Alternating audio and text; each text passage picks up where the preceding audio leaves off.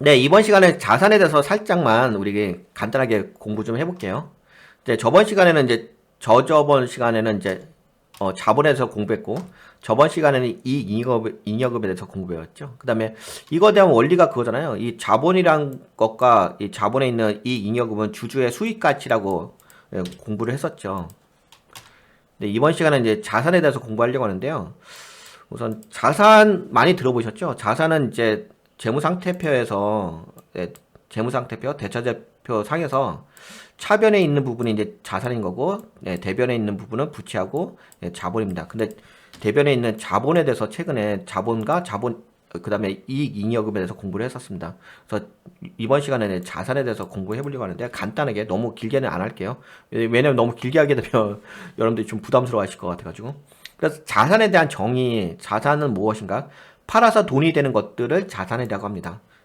약간 자산이라고 하니까 뭔가 되게 좀 어렵게 느껴지는데 그냥 우리가 현실에서 그래 쉽게 느낄 수 있는 관점으로 정의를 한다면 팔아서 돈이 돼야 돼.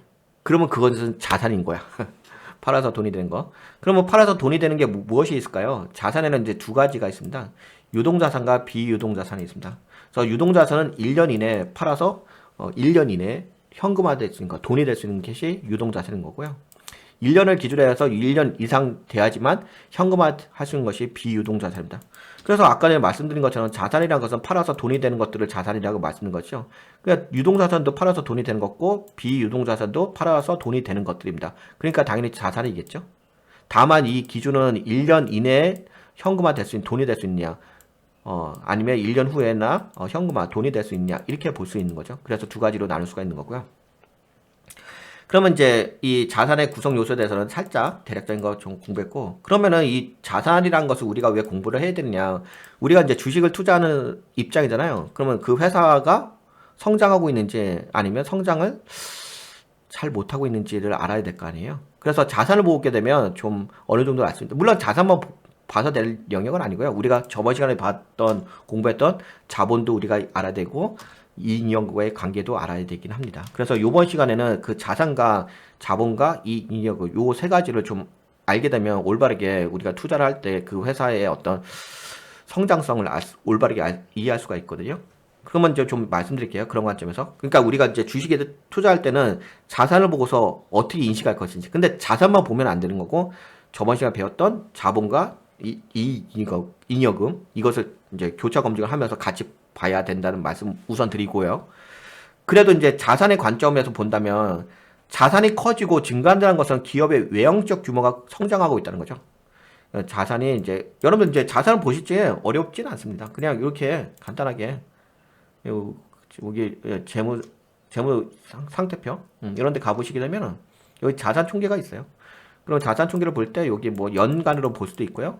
아니면 분기로 선택해가지고 검색한 다음에 분기로도 이렇게 볼 수 있습니다. 요거에 대한 증감을 보시면 돼요. 증감을 보는 건 어렵지 않잖아요. 그래서 이제 증감을 보셔가지고 자산이 커진다. 그러니까 연간으로 자산이 커지고 또는 분기별로 자산이 커진다. 그러면 그 회사는 외형적으로 규모가 성장하고 있다는 거겠죠. 그럼 당연히 성장하고 있으니까 좋은 회사겠죠. 다만 이제 여기서 말씀드릴 때 외형적으로 그러니까 실질적인 내적인 부분도 우리가 나중에 자본과 이익잉여금으로 확인을 해봐야 되긴 합니다. 하지만 그래도 좀 외형적으로 성장하니까 우선은 긍정적으로 볼 수 있긴 하겠죠. 자산의 관점으로 본다면. 그래서 자산이 커지고 증가한다는 것은 기업의 외형적 규모가 성장하고 있다. 근데 외형적 규모가 성장한다는 것은 단순하게 그 회사의 규모가 커진다 이렇게만 볼 것은 아니고요. 이런 부분이 있는 거죠. 회사가 커진다는 것은 그만큼 시장 파일을 많이 잡아먹고 있다는 거죠. 예를 들어서 이 회사가 예를 들어서 예전에 그 시장 파이가 30%밖에 안 됐어. 그럼 회사의 규모가 30% 수준밖에 안 됐는데 요번에 더 영업을 잘해가지고 시장 파이가 뭐 60%나 잡아먹었어. 그러면 이 회사가 성장이 60%까지 더 성장하겠죠. 외형적 규모가. 그런 면에서 이런 매출적인 관점에서도 시장 파이도 많이 좀 확보하고 있다. 그만큼 영업을 열심히 하고 있다라는 거 볼 수 있긴 하겠죠. 회사 경영을 잘하고 있다. 이렇게 볼 수 있긴 하겠죠. 다만 이제 그것이 이제 외형적 규모냐 또 그 내부적인 어떤 수익의 관점으로 괜찮냐 그거는 좀 아까 말씀드린 것처럼 자본하고 이익잉여금 관점으로 좀 더 교차 검증을 해봐야 되는 거고요. 여튼간에 뭐 그래도 자산이 커진다는 것은 그 회사의 어떤 외형적 규모와 시장 파이가 커지고 있다. 그렇게 볼 수가 있고요. 근데 반대로 자산이 작아지고 줄어들고 있다는 것은 기업의 외형적 규모가 정체에 위축되고 있다고 볼 수 있겠습니다. 아까 말씀드린 것처럼 그냥 요게 재무상태표가 하셔가지고 재무상태표였잖아요. 여기서 이거 보시면 돼요. 연간으로 이렇게 성장하고 있는지 분기로 이렇게 성장했는지 이 숫자의 증감을 보시면 되는 거니까 어렵진 않으실 겁니다. 그래서 아까 전에 말씀드린 것처럼 외형적인 규모는 커지는데 또 이게 자산에 여기 써있죠. 6번인데요. 자산은 커지고 죄송합니다. 물 한 잔만. 자산은 커지고 증가하고 있는데 자본 또는 이익 잉여금이 줄어들고 있다며 위험한 성장이라고 의심해 볼 수 있습니다. 어제도 이제 시청자분 중에서 그런 말씀 하시더라고요. 예전에 그 대우라는 회사가 있었잖아요. 글로벌 경영이라고 해가지고 이렇게 너무 규모를 키웠죠. 그러다가 이제 나중에 대우가 이제 부도가 나고 대우라는 이제 그룹이 자체가 없어지게 됐는데, 그쵸? 그렇게 된 사례가 있었잖아요. 그렇다면 뭐 글로벌 경영을 한다고 해가지고 이렇게 외형적 규모를 너무 키웠어. 하지만 실제적으로 이제 이익을 못 벌고 있으면 당연히 그런 회사들은 위험한 성장이겠죠. 특히 그런 쪽이 어디냐면 콕 집어서 좀 얘기해 드린다면 건설 쪽. 네, 건설 쪽 특히 뭐 원전 이쪽에 좀 원전도 어차피 토목 쪽이거든요. 우리가 그 원전에 대한 기술력이 이렇게 뭐 이렇게 엄청 뛰어난 건 아니라서 여러분들 아시다시피 대부분 원전에 대한 그 기술력은 이제 뭐 영국이라 저기 유럽이라든지 미국 쪽에 있기 때문에 그 같이 저 뭐랄까 예, 하여튼 그런 것들은 기술력은 그쪽에 있기 때문에 근데 여하튼 그래서 건설 쪽이 약간 그래요. 예, 건설 쪽이 좀 외형적 규모는 큰데 실제로 벌어들인 것이 그렇게 많지는 않기는 합니다. 그래서 그거 보시게 되면 자산 규모는 커져요. 근데 자산 규모가 커진다는 것은 어떤 부분이 있냐면 자산은 이렇잖아요. 재무상태표에서 이렇게 나눠보게 되면 자산은 부채하고 자본의 플러스의 영역이 자산이 되는 거죠. 근데 자산의 규모가 커져. 자산의 규모가 커지는데 그게 왜 커져?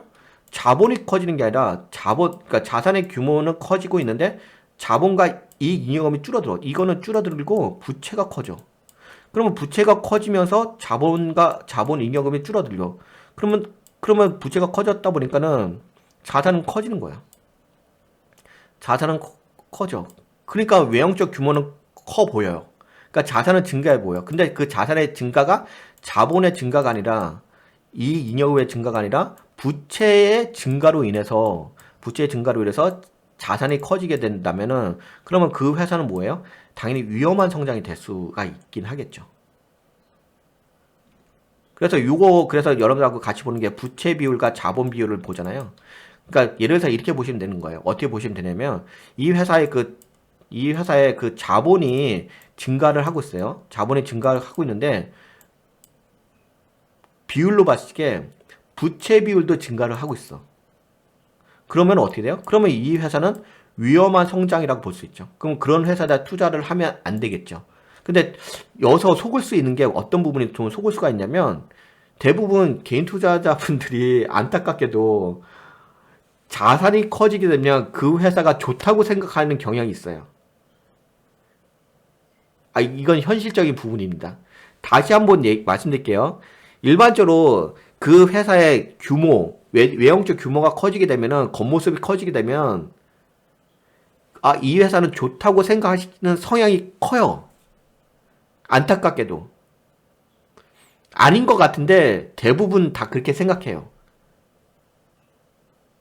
자산이 커지게 되면, 그 회사는 성장하고 있다고 믿는 분들이 너무 많으세요. 제가 느끼기로는 한 거의 90% 이상은 자산이 커지게 되면 그 회사는 성장하고 있다고 생각을 하세요. 근데 그렇진 않죠. 그때는 뭘 보셔야 되냐면 부채 비율하고 자본 비율을 보세요.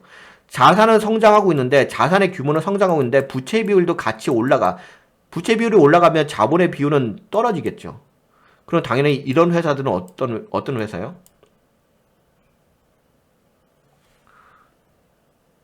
그쵸. 그리고 이런 회사들은 되게 위험한 회사죠. 이런 회사들은 뭐 분식회계가 발생할 수도 있는 거고요. 괜히 이런 회사에 투자했다가 돈을 날려먹을 수도 있는 거죠. 예. 제가 말씀드린 거잖아. 이게 말씀을 드렸는데 다시 한번 강조할게요. 다시 한번 강조해드린다면 진짜 이렇게 생각하시는 분 진짜 많으세요. 의외로. 자산이 커지게 되면 그 회사는 좋다고 성장한다고 생각하시는 분들이 진짜 많으세요. 제 느낌으로는 거의 90% 이상은 다들 그렇게 생각합니다. 그리고 다들 그렇게 투자하시고 계시고요. 안타깝게도 그게 현실입니다. 근데 그렇지는 않습니다. 예, 자산이 커지는데 부채도 커지고 있으면 당연히 자본은 줄어들겠죠. 그럼 자본이 줄어든다는 것은 이 잉여금이 줄어든다는 거겠죠. 그 수익을 못 챙기고 있다는 거겠죠. 그런 회사들은 네, 분식회계가 나올 가능성이 크고요. 위험합니다. 그런 회사 투자할 때. 투자할 때 위험하고 되게 투자하시면 안 되죠. 네, 그런 부분을 좀 참고하셔가지고 올바르게 투자를 하시면 좋을 것 같습니다. 네, 그러면 자산에 대해서 여기까지는 같이 볼게요. 네, 맞습니다. 자산이 증가할 때 부채 비율이 증가하고 있으면 그런 회사들은 위험하다고 보실 수 있어요. 왜냐하면 부채 비율이 증가한다는 것은 자본의 비율이 줄어든다는 거니까 부채 비율이 증가한다는 것만 보셔 이해를 하신다 하더라도 그 회사가 위험하다는 걸 알 수가 있겠습니다. 네, 그러면 여기까지 말씀을 드리도록 하겠습니다. 네, 좀 도움이 되셨나요?